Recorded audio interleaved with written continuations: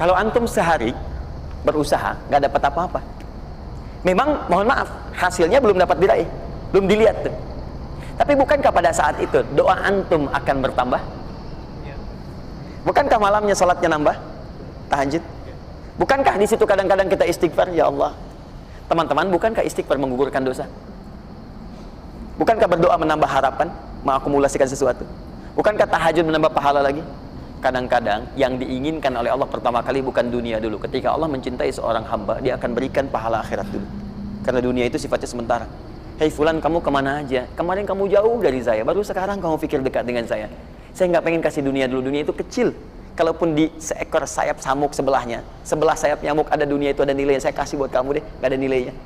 Ya, karena itu saya ingin kamu akhirat sempurna dulu. Saya ampuni dulu dosa-dosa kamu yang kemarin. Begitu sudah diampuni, hari kedua istighfar lagi diampuni, saya kasih pahala yang banyak. Begitu pahala udah dapat, dosa udah diampuni, baru dunia diakumulasikan. Karena hukum dunia itu kalau antum usaha akan terus diberikan. Jadi nggak ada yang nggak dikasih. Jadi kalau antum sehari bekerja ini kelihatannya nggak dapat apa-apa, bukan nggak dapat apa-apa, disimpan untuk diakumulasikan. Nanti dosa antum tuh udah hilang, amalan udah banyak, antum dapat banyak. Kadang-kadang nggak sadar kalau saat dapat banyak itu sebetulnya itu hasil usaha antum sebelumnya. Itu teorinya begitu. Ya, jadi nggak ada yang nggak dapat apa-apa, semua akan dinilai. Sepanjang antum bergerak dikasih, dan antum buktinya hidup juga. Sampai ke hari itu kan masih hidup, bisa makan juga di hari itu, bisa beraktivitas juga, sehat juga dan sebagainya. Belum dapat apa. Makanya kata Nabi, yang hari itu ada makanan, dia orang kaya sebetulnya. Kalau besok masih ada lagi, kaya banget. Antum sampai sebulan masih ada cadangan. Ini kenapa kita mesti berkeluh kesah? Dan belum tentu hidup juga sampai besok. Yang antum mau ngumpulin apa?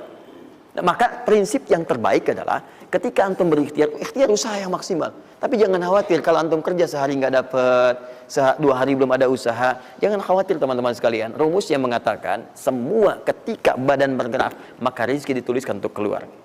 Tapi kadang-kadang ada yang Allah inginkan lebih besar dari apa yang Anda harapkan. Apa yang Allah harapkan ikutkan ke situ, maka Anda akan mendapatkan akumulasi bagiannya. Itu yang dilakukan oleh Sayyidah Hajar. Begitu beliau kemudian naik ke Marwah nggak dapat, naik ke Safa nggak dapat. Apa pernah tertuliskan dalam riwayat sedikit aja Sayyidah Hajar mengeluh? Tunjukkan kepada saya kitab mana yang pernah menunjukkan riwayat ketika bolak-balik itu kemudian Sayyidah Hajar berkata, ya Allah, saya kan istri Nabi, saya kesini memenuhi perintahmu, ya Allah, ini udah capek kenapa belum turun juga? Pernah nggak? Kedua, ketiga, keempat, kelima sampai ke yang ketujuh, begitu sampai di Marwah baru kemudian diakumulasikanlah itu. Apa yang terjadi? Ibunya yang usaha bolak-balik. Airnya keluar dari mana? Anaknya, kakinya kemudian menghentak lagi. Tiba-tiba keluar air dari situ. Pertanyaan saya, ibu yang lebih tahu di belakang. Kan kalau anak itu sedang haus, pasti tangan kakinya bergerak kan?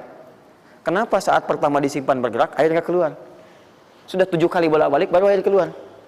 Silakan lihat riwayatnya. Pada hentakan itu, ketika 7 kali ibunya bolak-balik, malaikat mengepakkan sayapnya. Itu yang menghantam air dan keluar air. Malaikat yang ditugaskan Allah memberikan rezeki namanya Mikail. Itu ada di Quran surah kedua ayat ke-98. Ya, man kana aduwwan lillahi wa malaikati wa rusuli wa jibril wa mikail. Mikail. Di antara tugas Mikail oleh Allah ditugaskan untuk memberikan rezeki. Yang paling menarik, perhatikan baik-baik. Begitu airnya keluar, ibunya sedang di Marwah, sedang berdoa nih. Makanya kalau sa'i di sofa ngadep ke kiblat berdoa dulu, ke Marwah ngadep ke kiblat berdoa dulu.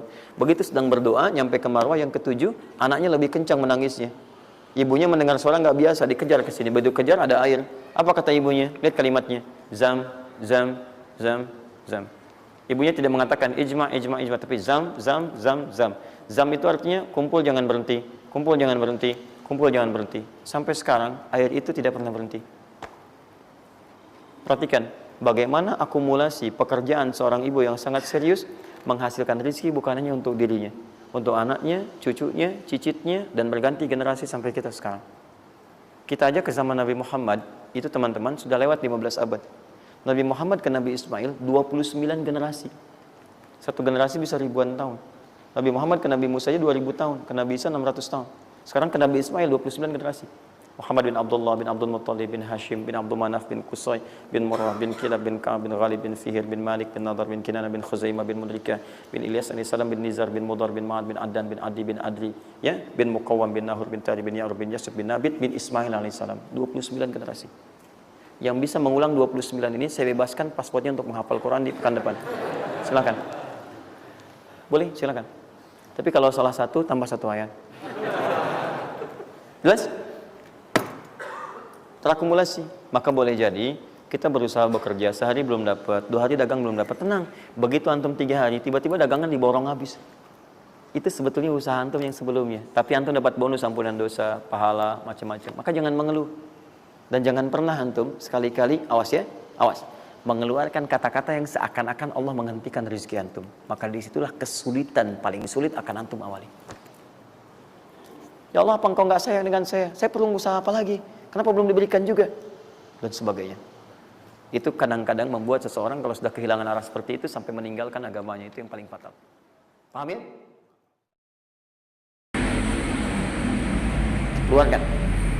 Tidak usah mikir, nggak usah macam-macam. Dah, 2,5% keluarkan. Itu 2,5% itu paling minimal.